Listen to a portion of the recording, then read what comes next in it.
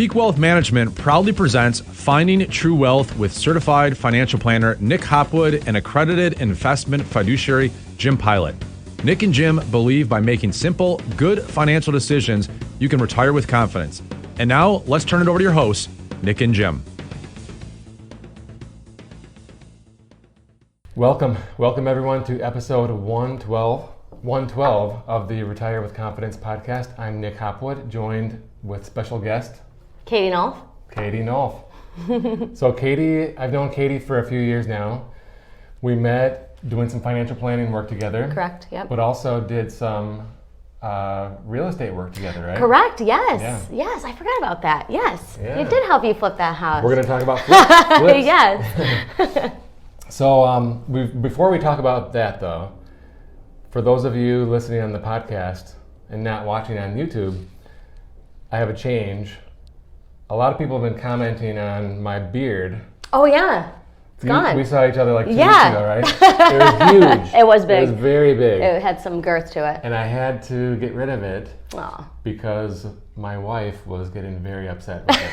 So it's gone if you're not watching. And one thing that was funny was that when I shaved it off, I felt like my face changed shape. It did. Yeah, I felt like my chin was just gone. So that was kind of weird. And I'm also just casually here today. Today we're recording for Monday. What is it? Monday the 22nd. 22nd. Oh my gosh, yeah. I'll be headed to the Michigan LSU game tonight. Fantastic. Yeah, good for you. In Indianapolis. Wonderful. Yeah, it's going to be exciting. Go Blue. So anyway, yes, go Blue. Back to Katie. Yeah. And your background. So you have an interesting route to get to real estate, right? So tell us about that. It wasn't a direct road. So my first career was actually in costume for film and television in New York City.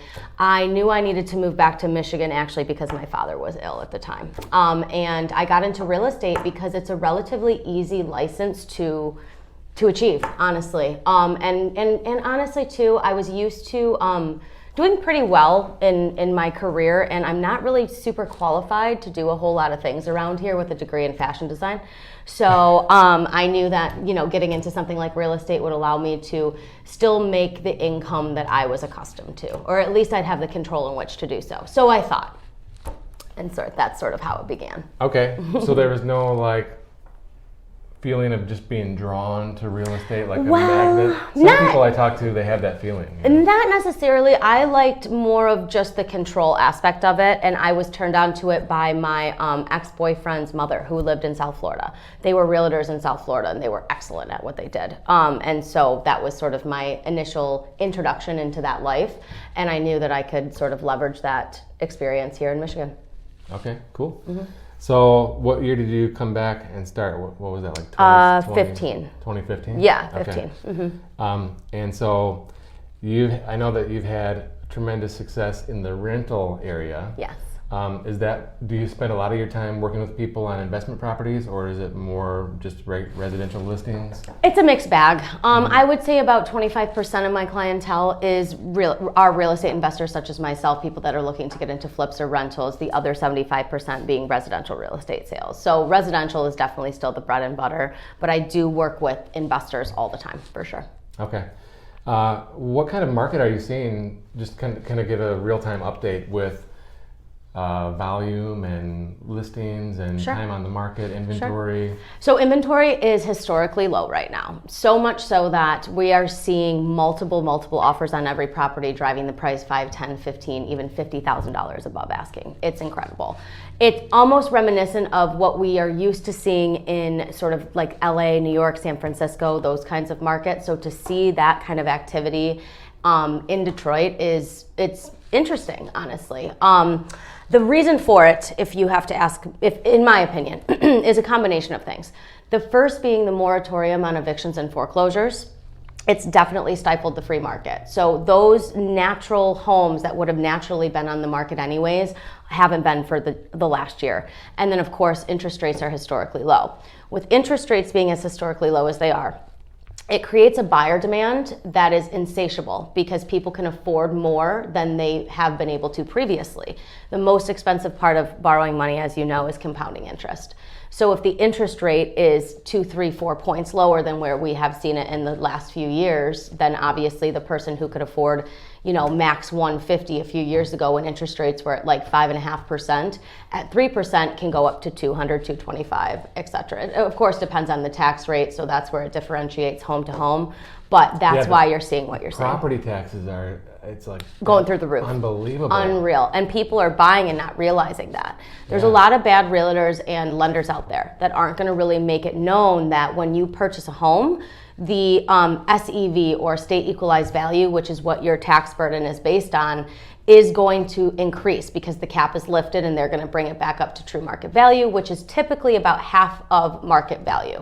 So if you buy a home for $500, the SEV you can assume to be about $250, so that people understand. And there's a tool on the Michigan website, the state of Michigan, where you can punch in the township that you're in, or the city, and the school district, because that matters. Yep.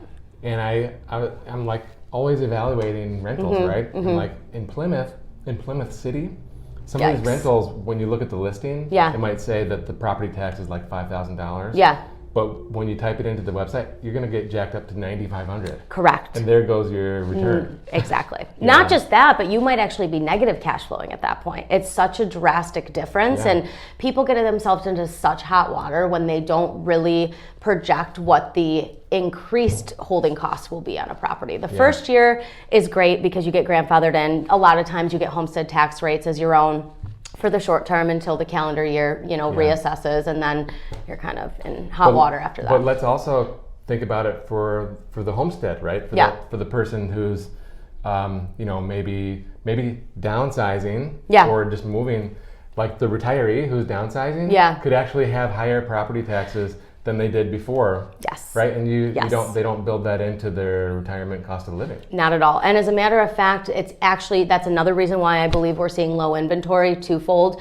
Not only are retirees choosing not to downsize or move because they can't afford the new payment on the new home, they're already paid off on the existing home, they're grandfathered into low tax rates, but then there's even the struggle with aging Americans in this country is a conversation that nobody's having, and it's something that we actually should start talking about, honestly.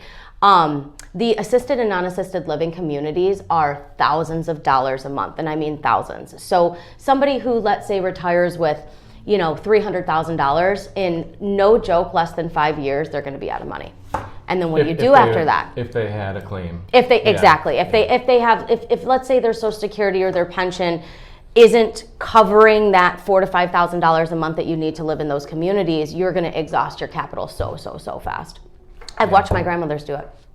It's tough. Okay, so specifically with real estate rentals, do you favor renting and holding for the long term, or do you favor flipping for a short-term profit? At first, I would have told you flips, but capital gains tax is incredibly horrible, basically, is the short story. So honestly, I prefer rentals at this point for two reasons. Number one, the tax shelter is unbeatable.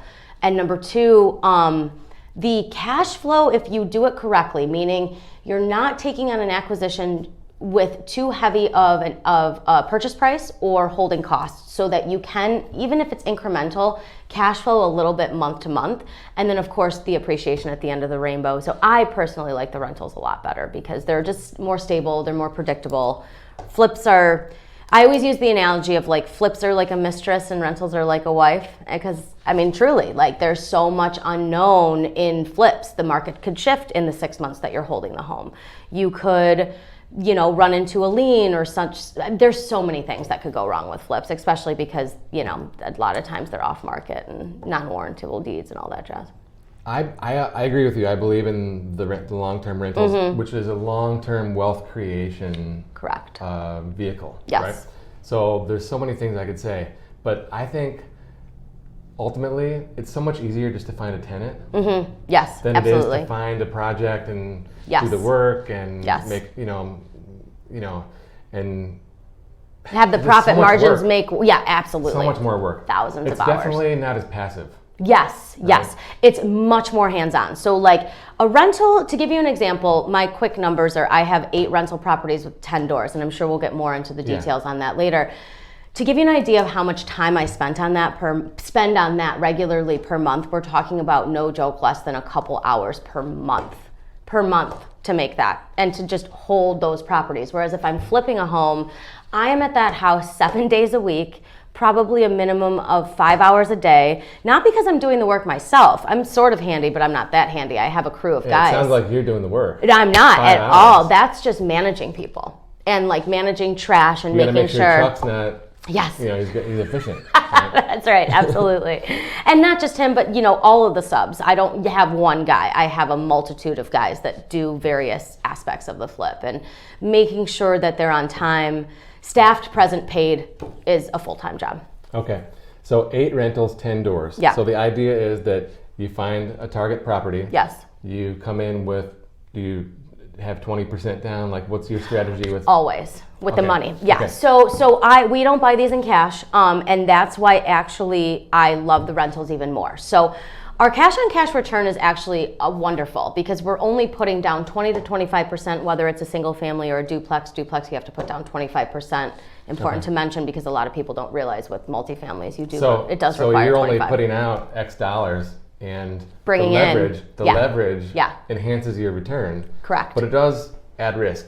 It does add risk, yes. And so the reason why it adds risk is because if the market dips, technically I could be in a negative equity position, but rental rates don't typically fluctuate the way that the market does. So as long as you have good tenants that you can trust to pay on time and the rental rates justify what your holding costs are with a small bit of passive cash flow, and we're talking about like maybe $300 a month. It's not much after you've paid your mortgage.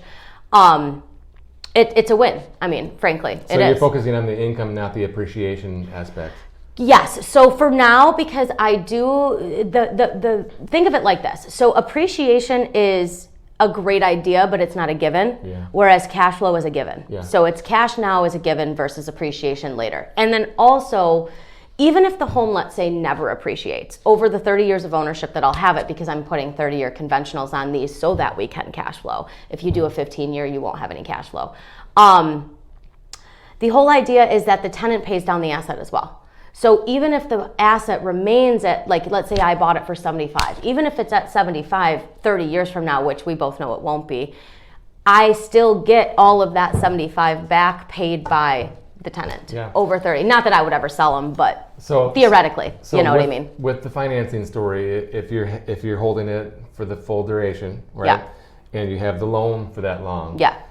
You literally put in 25. So let's use a simple example. Yeah. 100,000. 100,000. You put in 25,000. Yep. The tenant over the next 30 years will pay off the other 75,000. Correct. And then in year 31, you have your taxes, insurance, maintenance, lost rent, but now it's double the cash really flow. in the profit. Yes. Right? Yes. Looking yes. good. Absolutely. So that's a pension. That's a pension. Right. That's I love a pension. it. Yep. And absolutely. that's the end game. That is the end game. Yeah. So the end game is never to sell these properties. Frankly, any equity that I would have in them, I'd probably cash out to get more properties anyways. You know what I'm saying? The little bit of cash that you have in them is always better to buy more than to pocket it, because when you cash out a property, the moment you cash it out, it stops making you money. Yeah. Basically. Now, or sell it, I should say. I look at it a little differently. Yeah. Okay. Because my goal is not to have income now. Okay. Right. So you say, oh, hey, so look, you'd rather just pay it off quicker. Okay. Right. Gotcha. So you say, hey, this door, right? And so when you say rentals and doors, it's like a duplex. Exactly. Right? Okay. Yeah. So this unit is giving me $300 a month in profit. So that means you're collecting $1,000 in rent, and the mortgage, taxes, and insurance are $700. Yes. Okay? Exactly. So it gives you $300 a month right now. Yep. So you are using that as income. Sure. Right? Yeah. Okay. So what I would like to do is take that $300 and roll it into the loan. Okay. So you speed up amortization, pay towards principal. So like you said, if you do a 15-year, you're not getting any cash flow. Not really. But that's ultimately what you do if you take that $300 and roll it back in, is making it a 10 or a 15. Right. So I haven't really spoken to that, but the idea is, so at the end of each year, you retain 10% for maintenance every month. So there is a savings account, or checking account rather, that is accruing money absolutely every year. And then what you do with that extra money at the end of the year, what we will do is put it towards deferred maintenance. So if something needs a roof, a furnace, painting the exterior, et cetera, but there will be years where there will be no deferred maintenance. And so in those years, it will go towards paying down the principal. We don't want to take 30 years to do it. I just like the control of, if you sign up with a 15-year initially, you owe that every single month. Whereas with a 30-year, you can owe less and choose to pay more. So it's more control, Absolutely. So with mine, not only do I roll that $300 back into the loan, but I take, income from my day job, right? And roll that into the loan too. Smart. To really just say, get it done. I want it gone, right? Yeah, for sure. So I have like 23 units, and I was like, I used to have a goal to get to 30, but there's really nothing that I see that's out there that's not really today. appealing. Yeah, not right now. So the numbers don't make sense. It's like, what's the rush? Yeah, right? exactly. There's no reason to. But in a couple years, right, by hammering on these things like I've been, we can get to the free cash flow pension part much quicker, right? Absolutely, yeah. And so if you have 23 units rolling, okay, and everything's working like it should, you could like pay cash for a new place every couple of years. That's the next idea for sure. So that's the dividend reinvestment. That's all that is, right? Exactly, it's smart. You're buying more shares when you're dividend reinvesting in your Ameritrade account. Yeah. And you're buying more units when you're dividend reinvesting with the real estate. Yeah, it's a very smart way to do it, especially because we haven't mentioned that federally you're only allowed to have 10 conventional loans, which is important to mention. Because if you go into the portfolio loan realm, the interest rates are triple, sometimes quadruple. And actually the new administration / the Fed just changed rules for people like you and I. So they are not going after the resident, primary owner occupant, whatever. They are going after people like us and increasing interest rates on us because they figure in a pandemic, if you have extra money to buy a rental or a second home, this is also in line with vacation homes, then you can pay more points. And it has to do with the secondary mortgage market diminishing what they'll purchase. It's down to like 7.5% of loans. So they're going to be a lot more picky about what they'll actually purchase. Whereas previously, as you and I both know, they would just buy anything, Freddie and Fannie. So they're tightening the purse strings there a little bit too, it changes things for us because that makes the interest rates go up on this entire example, So to your point, to Nick's point of buying in cash, that is definitely smart because then you have no interest on it initially. Your cash on cash return is maybe slightly diminished because you're putting up so much money to make back maybe $18,000 a year, something like that, depending on your rental rate, less taxes and insurance. Yeah, I always think of like what I mean. I always think of these duplexes like if you can rent them for $9.95. Yeah. Right, then you're probably going to profit like $17,000 per year, yeah. And so if you pay $170, which doesn't exist anymore, you can make 10% cash on cash. But if you have a mortgage, it's like 30%, right? Like exactly. It's crazy when you have a mortgage. It's more risk though, to his point, because you do hold, debt on the property. Yeah, and let me talk about risk. Yeah. Okay. Because in 2008, okay, we didn't have 23, but we had a bunch, okay? And we did the same thing as you. We came in with 20, I thought we bought them right. Right, yeah. Like we weren't paying top dollar. We felt like they were a good price. We came in with a regular mortgage with cash down. But because the property values went down 50%, right? And my income from my day job went down by 1/3. Oh, geez, yeah. And tenants were out of work. Yep. Right? And so even if you try to evict them, well, who are you going to put in there that's going to actually pay the rent anyways? I was scared out of my mind. Yeah, it's terrifying for sure. It's a bad moment in life. These rentals are the worst. Like, what am I doing? Yeah. Right? So I vowed, to get out, Did you sell them? No. Thank God. No, oh my God. No, I couldn't. I was going to say, because you would have taken a bath, you would have needed short sale approval for every single one. It would have been terrible. Right. Yikes. So we didn't do that. Yeah. But I was like, as soon as they come back, I'm dumping these. Right. And then it was an amazing situation. You're like, realized, what am I thinking? Then I realized, you know what? I kind of have this figured out, you know, a little bit anyway. Yeah. Like, let's get more. Yes. More is better with rentals. It's truly a numbers game. 1 or 2, you're not going to feel it. 23, you feel it, you know? Yeah, I love it. Yeah, it's wonderful, for sure. And like, people are like, well, that's not, you know, I don't even have a management company. No, you don't need to. So everyone thinks you get to your level and you need to. Like, I'll never have a property manager. It's a waste of 10% every month. Yeah. 10% gross too. Right. Not net. So I feel like since we accumulated them in slow motion. Yes, that's the best way to do it. You know, you're building just adding blocks. one more door. Exactly. Like, well, one at a time. I don't need to. It's not a tipping point where I can't do it anymore, right? No. I have Chuck. Yes. Everyone calls Chuck. Yes. Exactly. Your maintenance man, Slow Chuck. We love him. Hey, Chuck fixes the mailbox, right? Yeah. Fixes even the hot water tank, you know, stuff like that. And I don't have to take those calls. Exactly. You know? And that reminds me of a story, one that we did several years ago in Brighton. I talked with the guy at closing, and you know, the question always comes up. So why are you selling, right? Yeah, it's always. like the most ridiculous question, by the way. Thousands of reasons why. Yeah. Who cares? No one tells the truth, right? Exactly. Also, who cares? The point is you are selling, and here we are. So you know? I did ask him, right? Because I thought, this guy's a fool for letting this thing go. Right. He said he's like retirement age, newly retired, and he's like, I want to go to Florida. I'm like, okay. So go. Right. Why can't you go? Right. He's like, well, what if they call? Oh, he's way too tethered, so you can't be afraid of that. You have to just live your life. It is That's what right. it is. Yeah. So I'm like, look, man, I'm cashing all these checks on Venmo when I'm in Florida. Oh yeah. Right. Absolutely. And if someone calls me because you know the furnace is out, I call Mark. Yeah. Right. Call your furnace guy. Call your HVAC guy. Your electrician. Yep. Exactly. Yep. Like I don't need to be tethered. Right. That's a good word. Plus, you're not supposed to be, okay, so the most successful people in the world aren't necessarily the best at everything. They surround themselves with people that are the best at everything. That is like lesson number 1. So I'll never know how to fix a furnace. I don't want to know how to fix a furnace. It's worth it to me to pay, my guy's name, Jim Calvary, shout out.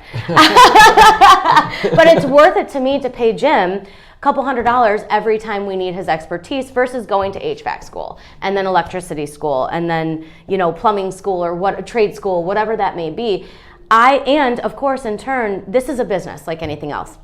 The goal of business ownership is to run it like a true entrepreneur, to be hands-off. And then of course, when you're hiring people to do stuff, you're employing people, which is good. That's what America needs, is more employment, more job opportunity. So all around, there's really no reason to be tethered to Michigan and not move to Florida. So with that guy in mind, maybe he's a good example of who is not cut out to be a landlord. Yes. Who else? Like, why can't everyone do this? You have to be risk adverse. You really do have to be risk adverse. You also do need, think of it like this. When you say risk averse? Adverse, yeah, meaning like you're willing to take on a little bit of risk because, you know, a lot of newbie investors, their first question is, well, what happens when they trash the place or they don't pay rent? You deal with it. That's what happens. You get a dumpster. Exactly. You get a dumpster, you clean it out. Like, well, what happens when they leave 2 months early? Did you get the house back? Is it ruined?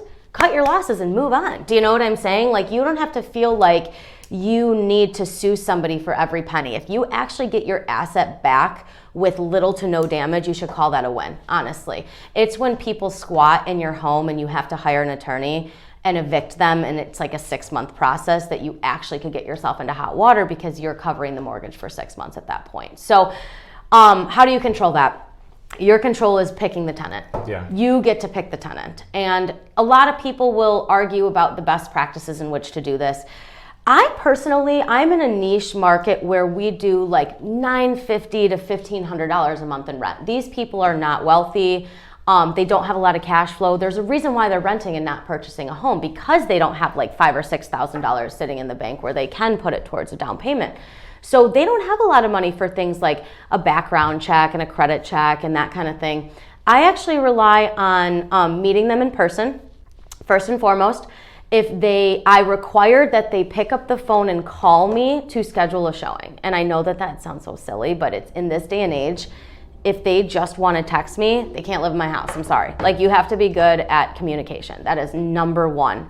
And then number two, when you meet them, you get a good feeling for them. You still require that they send you like a Credit Karma, 520 whatever page report of their at least 2 of the 3 of the credit bureau, so you can see a real snapshot of their credit.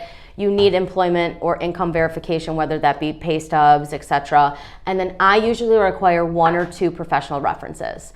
I love a past or a present boss, because past will not lie to you. Present, the number one question for me is, do you foresee this person losing their job anytime soon?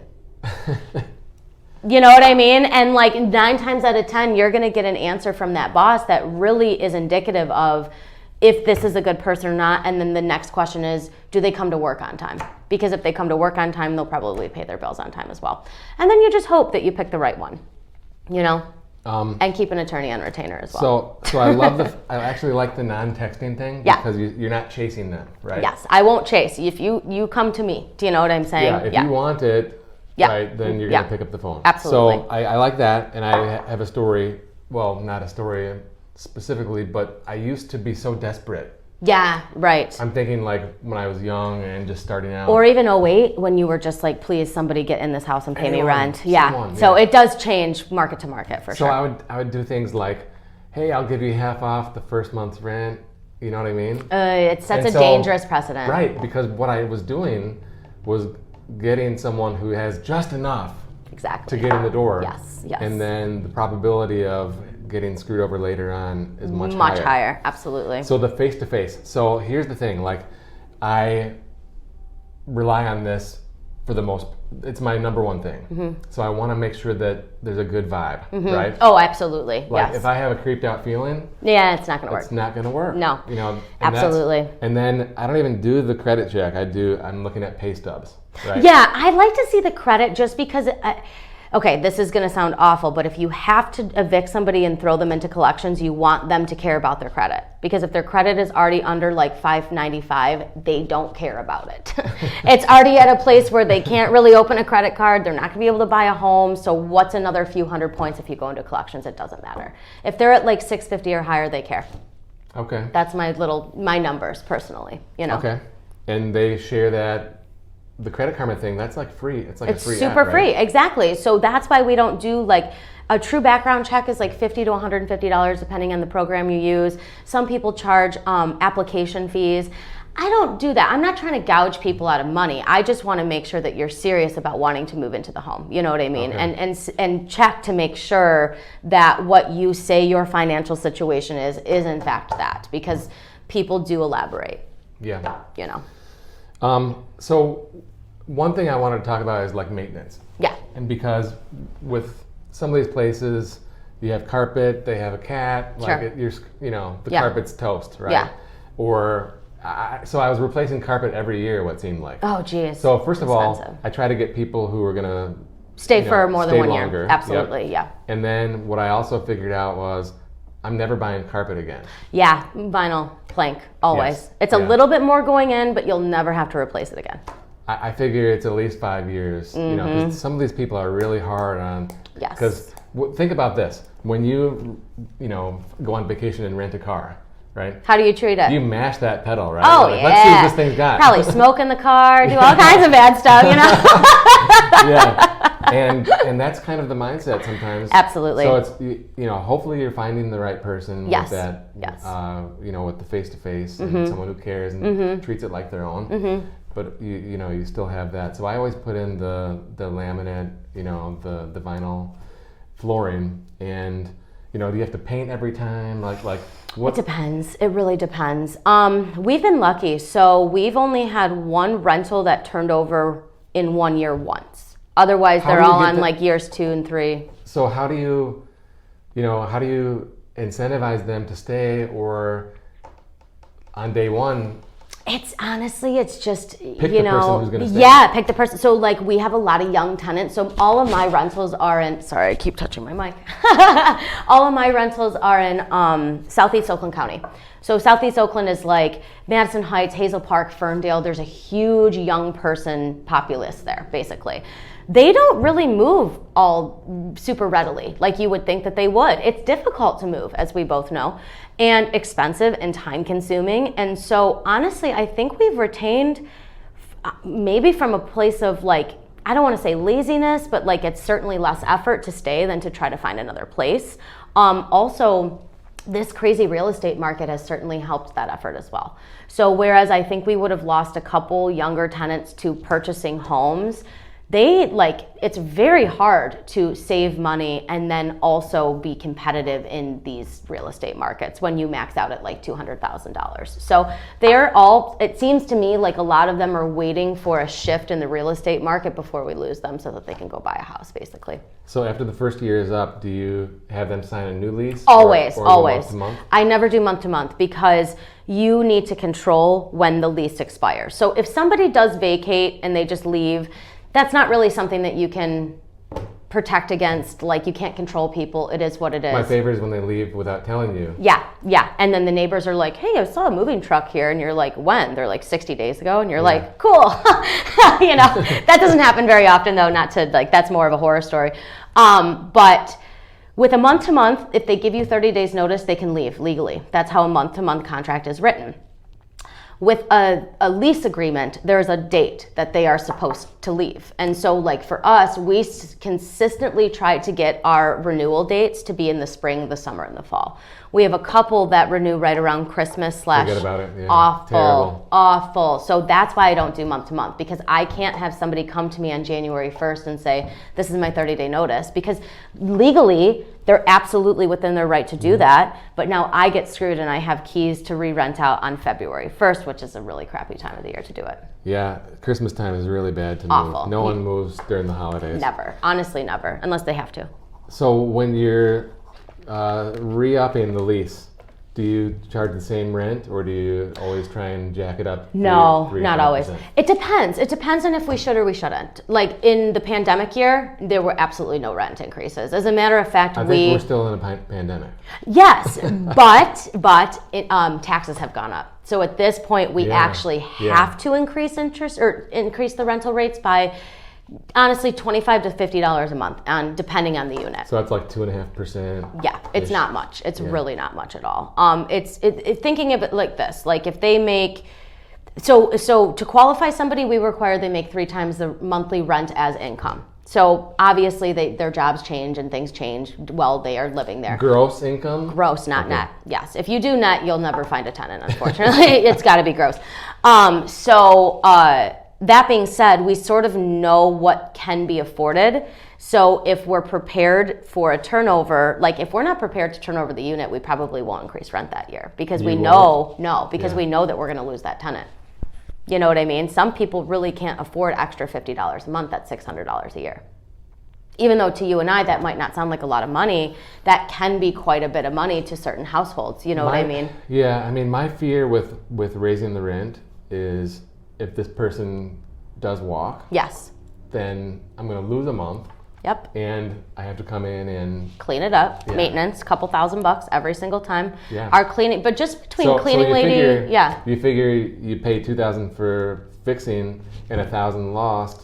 That's $3,000. Right. When total. I could just not increase it by $600, it's dollars and cents. It makes sense not to increase the rent. It's a 5-year break even. Yeah. Exactly. And so at this point, like now that we're circling we're coming on like year 3 with some of these tenants that we haven't increased rent on. Yeah. They're expecting it. As a matter of fact, they would reach out to us. Do you try and like give them a notice, like, hey? Tons of notice. Okay. Yeah. As a matter of fact, one of them, she just started a new job as a Detroit police officer, which God bless her, seriously amazing. And so and she was doing something else but previous to that. So 6 months before the rent increase, we started talking to them about it. Okay. And I think that they're prepared. We really don't want to lose them. We don't want to lose any of our tenants. I love all of our tenants. We have a great group of tenants now. I could lose a couple.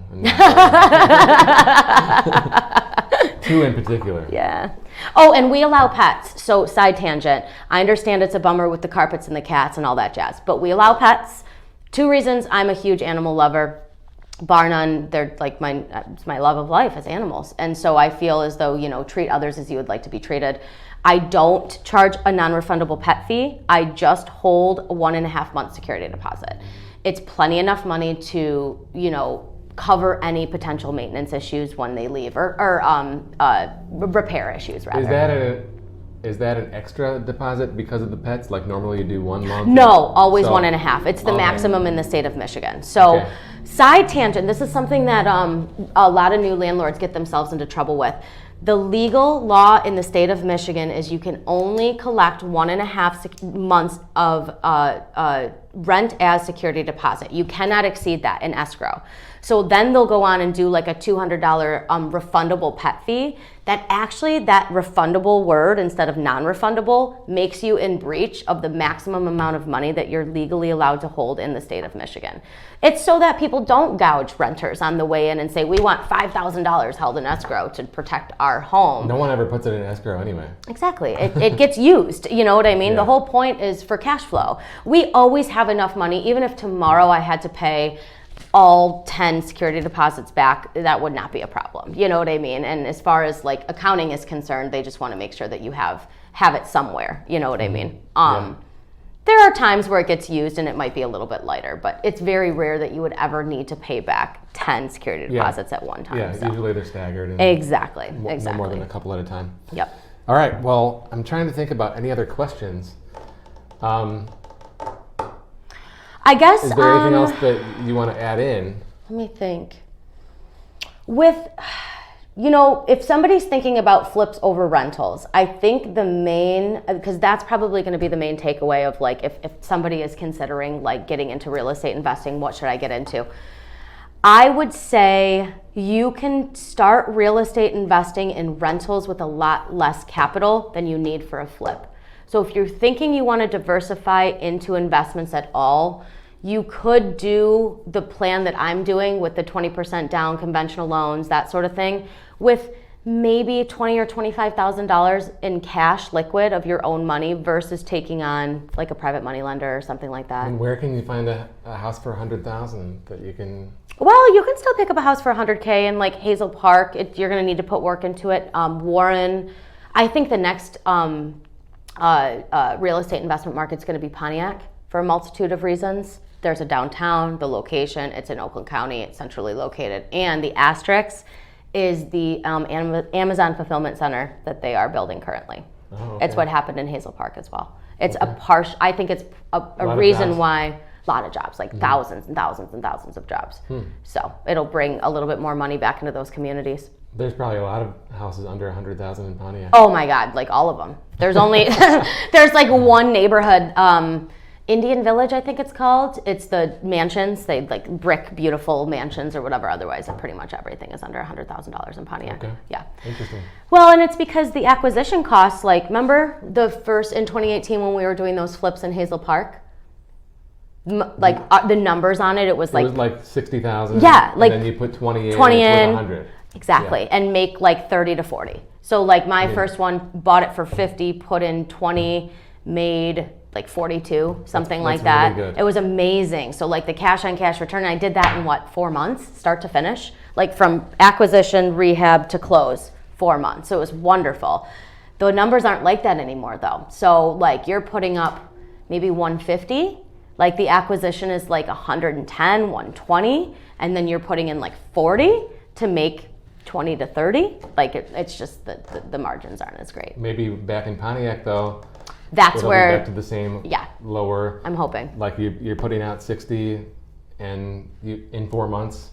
Well, if you put out 60, then you rehab for 80, then you can sell it for 110, 120. Ish, maybe. Yeah. The only thing is you don't want to be the first one because there's no comps. Yeah. The after repair value is just what you wish it to be. Right.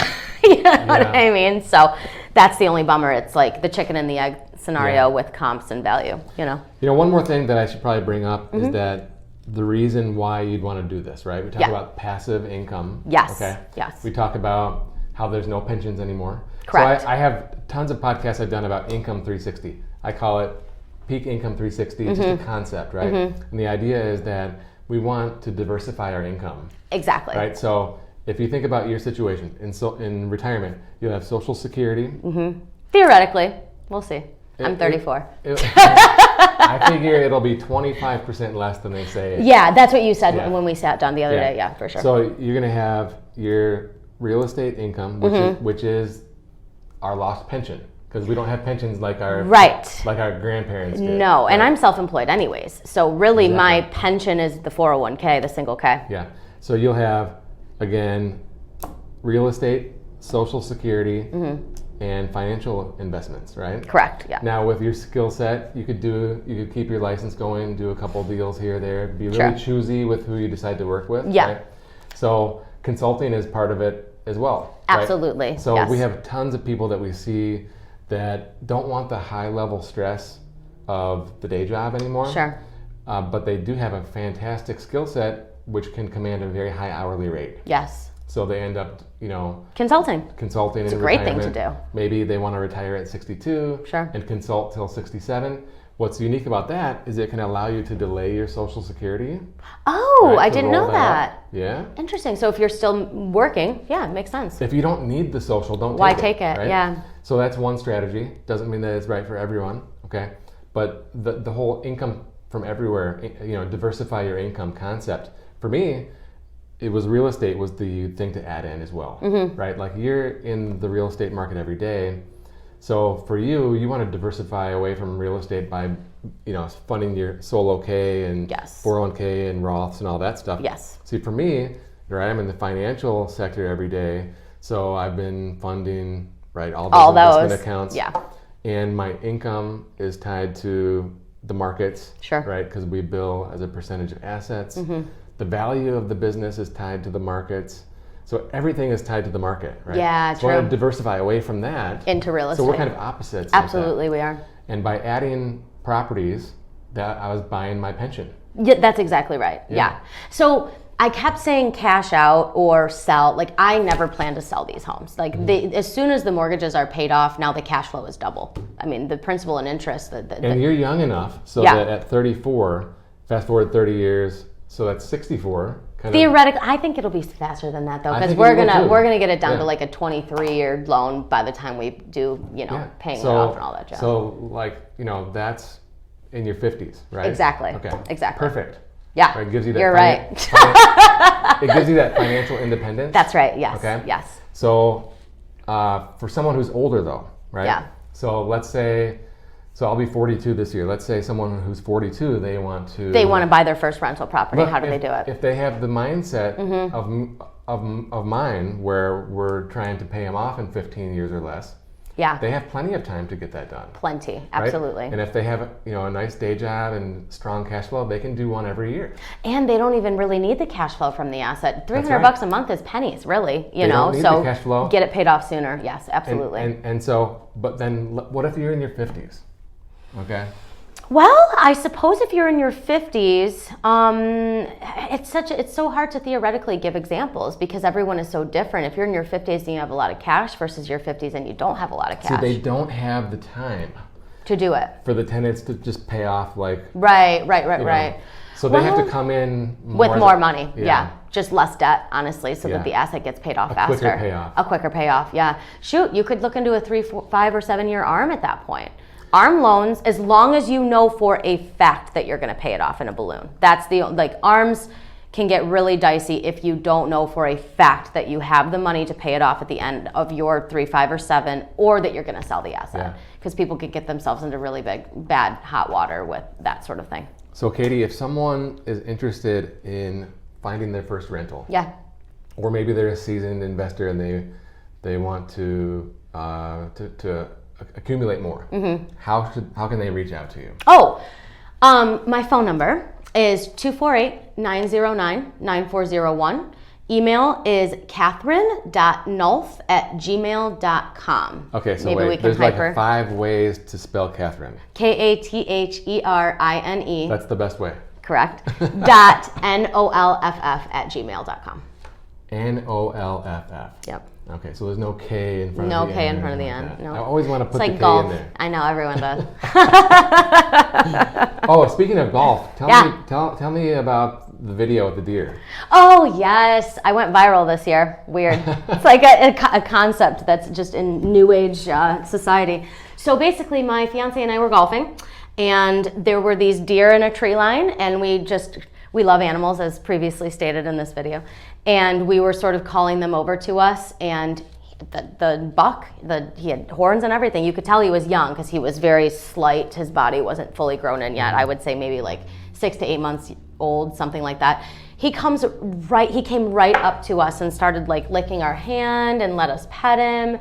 The video that you saw was after like 10 minutes of interaction. That's amazing. So it was crazy. So the video was, I'm on a putting green, and the deer's here and I'm here, and he just walks up to me, and I put my hand out, and he licks me again, and then I make the putt with him sitting there. So it went viral. It went all how over. many views are you talking about? Oh my God, millions. I was on ESPN. That's cool. ESPN. Yeah. I couldn't believe it. Like playing golf. Weird. So crazy. So for my, like, if I went viral, I'd be happy with like 1,000. Yeah. Oh, I was. You're talking about millions here. Millions. Like we Googled it, and it was in Arabic, it was in French, it was in Japanese, it was in Chinese. Like it's a global video at this point, which is bananas. Like so crazy. Yeah. So if you guys are looking for an aggressive, honest, trustworthy, excellent communication realtor for your home or for your investment, Catherine. Thank you so much. I appreciate that. Thanks for coming on. My pleasure, truly. You've been listening to certified financial planner Nick Hopwood and accredited investment fiduciary Jim Pilot on the Finding True Wealth podcast, sponsored by Peak Wealth Management. You can learn more about Peak Wealth Management by visiting peakwm.com or follow on Twitter at nhopwood1.